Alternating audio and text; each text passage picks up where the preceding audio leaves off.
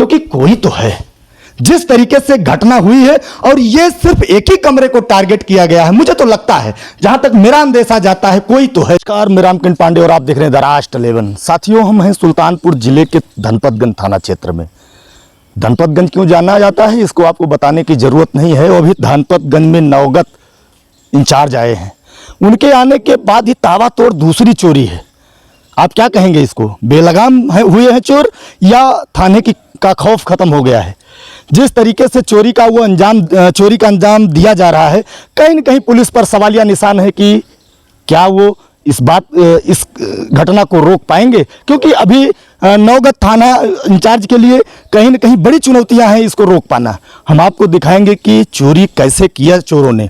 आप देखेंगे पीछे एक बगल ये बाथरूम है, बाथरूम से बिल्कुल किनारे देखेंगे पद चिन्ह आपको देखने को मिलेंगे, जिसके सहारे कहीं न कहीं चोर इंटर किए। और ये जगह है, आप देखेंगे पीछे पॉलीथीन पड़ी है, और ये जगह मैं दिखाना चाहूँगा कि आपको ये जगह है, यहाँ से सीधा वो ऊपर चढ़े हैं और यहीं से वो इस घटना को अंजाम दिए। लेकिन कहीं न कहीं ये सवाल तो है, जिस तरीके से सुल्तानपुर में वारदात बढ़ी है, पुलिसिया कहीं न कहीं पुलिसिंग कमज़ोर हुई है, इसीलिए इतनी बड़ी घटनाएं होने लगभग होती आ रही हैं। हम आगे जोड़ेंगे कि आपको दिखाएंगे कि क्या क्या चीज़ें गायब हुई। हमारे साथ मौजूद हैं घर के ऑनर, ये मिश्रा जी हैं। अभी तक कितनी चोरियां, कितने का सामान आपका गायब हुआ है यहाँ? लगभग 2.5-3 लाख रुपए के आसपास। 2.5-3 लाख रुपए। क्या क्या गायब हुआ? जैसे किन किन लोगों का आभूषण था? सोने का कितना था, चांदी का कितना था? सोने का 3 मटर माला था, एक सोने की चैन थी, 3 अंगूठियां थी, और जो है एक झुमकी थी। क्या लगता है कितने की चोरी अभी हुई? लगभग 4 लाख के आसपास की है। 4 लाख की। क्या क्या चीज़ें गायब हुई? उसमें मेरी बहन का जो है लगभग 4 पायल थे जो बड़े बड़े थे, एक सीकड़ है और 2 अंगूठी है, और उसका छागल है, और जो है बिछिया है, और कान के लगभग 4 या 5 हैं। ऐसा करके लगभग 4 लाख का जो है सामान है। उसका साड़ी जो मतलब वो सामान चोरी हुआ है जो कॉस्टली था। अच्छा, जो महंगा सामान था वही चोरी हुआ है। बाकी जैसे मम्मी का जो सामान था, साड़ी कपड़ा था, वो कोई नहीं ले गया, कुछ नहीं लिया है। ठीक है, केवल बहन का जो कॉस्टली सामान था वो गया, लगभग 4 लाख रुपए का था। उसका पूरा एक VIP जो है सूटकेस था, उसी सूटकेस से प्लस मम्मी का जो सामान गया उसमें केवल एक मटर माला का जो सोने का ठप्पा होता है वो गया। बाकी बहन का ही ज़्यादा सर सामान गया है। लगभग कुल मिला के 4 लाख रुपए के लगभग अनुमानित लगा। कैसे लगता है, क्या लगता है कि कौन हो सकता है? कुछ अंदाजा? कुछ चोरी के हिसाब से तो लग रहा है कोई आसपास का है जो रेकी किया है, लेकिन चोर जो है वो प्रोफेशनल है, जानते हैं। हाँ, मतलब जानते हैं चोरी कैसे हुआ है, मतलब उनको पूरा जानकारी थी चोरी कैसे हो सकती है, कहाँ से जा सकते हैं, कौन से कमरे में सामान रखा है, ये सारी जानकारी उनको थी।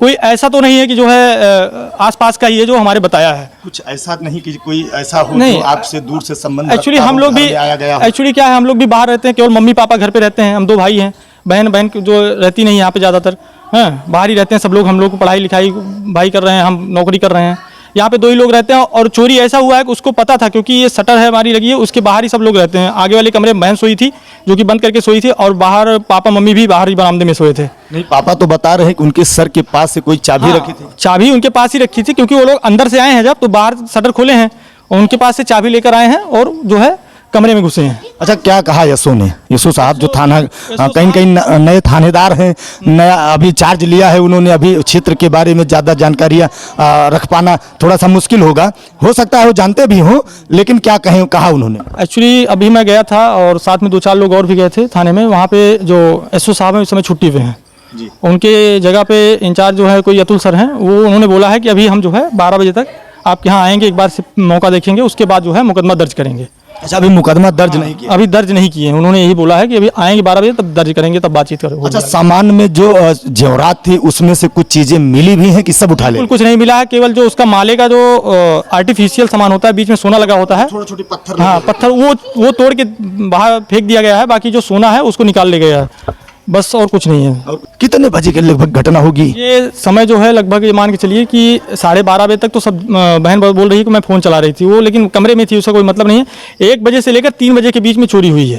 अच्छा, 3 बजे तक चोरी? 3 बजे के बीच में। जानकारी कितने बजे हुई? 3 बजे के आसपास? 3 बजे के मतलब 1 से 3 के बीच में हुई है, क्योंकि 3:30 बजे घर वाले उठे हैं, 3 बजे के बाद तो पता चला, तब पता चला है। ये नहीं है कि आभूषण गायब कितना हुआ, उसका ये तात्पर्य है कि वजन कितना था उसका, उसके आधार पर कहीं न कहीं उसके मूल्य आके जाते हैं। हम अंदर जोड़ेंगे कि चोरी कैसे की गई और आप अभी तक कितने सामान बरामद हुए, क्योंकि आप देखेंगे पीछे जब आप दरवाजा खोलेंगे तो ये बॉक्स रखा है, आप देखिए ये बॉक्स है, कपड़े बिखरे पड़े हैं, ये बॉक्स बाहर मिला, ये बताया जा रहा है कि ये बॉक्स बाहर मिला और इसमें सारे कपड़े आप देखेंगे बिल्कुल बाकायदा रखे हैं, लेकिन इसमें रखा आभूषण गायब है। सोचिए कि लगभग 12 बजे से लेकर 2:30-3 बजे तक ये पीक टाइम है, लोग इसमें लगभग लोग गहरी निद्रा में होते हैं। उस समय चोरों ने अंजाम दिया इस घटना को, और यहाँ आपको अंदर प्रवेश करेंगे, दिखाएंगे कि जिस तरीके से सामान बिखरा पड़ा है, कहीं ना कहीं आप भी आश्चर्यचकित रह जाएंगे कि चोर आखिर यहां तक पहुंचे कैसे, क्योंकि कोई तो है। जिस तरीके से घटना हुई है, और ये सिर्फ एक ही कमरे को टारगेट किया गया है, मुझे तो लगता है, जहां तक मेरा अंदेशा जाता है, कोई तो है जो इस घर के बारे में जानकारी रखता है। ये तो फिलहाल पुलिस का विषय है कि पुलिस उस पर क्या कार्रवाई करेगी, क्योंकि आप देखेंगे जिस तरीके से बक्सा खुला पड़ा है, बगल में दराज खुली पड़ी है, और जिस तरीके से बिखरा पड़ा है, कोई तो है जो इसके बारे में जानता है। मैं इसे कहना चाहूंगा कि यहां पुलिसिंग को भी कि करीबियों पर विशेष नजर रखे, क्योंकि बगैर करीबियों के इतनी बड़ी चोरी का अंजाम नहीं दिया जा सकता।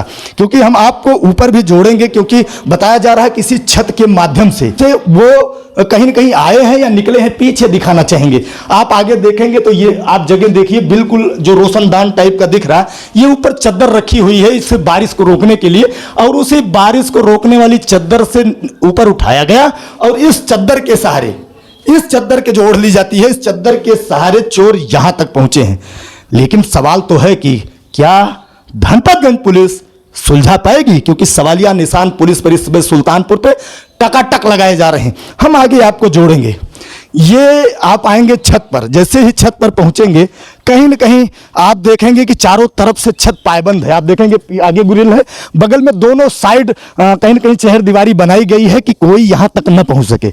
लेकिन चोरों के हौसले आप देखिए किस माध्यम से यहां पहुंचे। आप देखिए ये टीन उठाई गई है, आप देखिए ये टीन उठाई गई है, ईंट जो नीचे पड़ी है, ईंट जो नीचे पड़ी है ये यहां रखी थी ऊपर इसके साथ में, अब ये नीचे रखी है। सोचिए कितने लोग होंगे, कम से कम जहां तक मुझे अंदाजा है 4 से 5 लोग तो होंगे ही, क्योंकि जिस तरीके से वहां से निकाल के बड़े आराम से रखी हुई, बगल में ये छत है, यहीं से आवाज होती तो लोग जग जाते। लेकिन है कि वो बड़े धीरे से इस पर काम को अंजाम दिए और निकल गए। लेकिन पुलिस पर मैं फिर सवाल दागना चाहूंगा, क्या धनपतगंज पुलिस इस घटना का खुलासा कर पाएगी? आप भी कमेंट में बताइएगा, क्योंकि बहुत सारे कांड ऐसे हुए हैं जो कहीं ना कहीं समय के गर्त में डूब कर रह गए हैं। द राष्ट्र में बने रहने के लिए आपका बहुत बहुत धन्यवाद।